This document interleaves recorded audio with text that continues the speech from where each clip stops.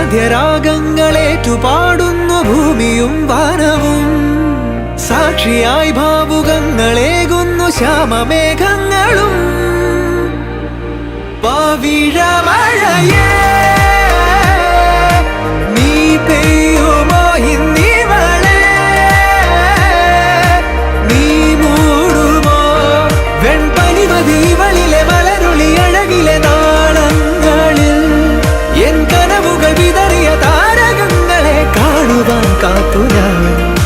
ദൂരെ ഒരു മഴവില്ലിന്നേഴാം വർണ്ണം പോൽ തൂവൽ കവിളിണയിൽ നിമ്മായാലാവണ്യം.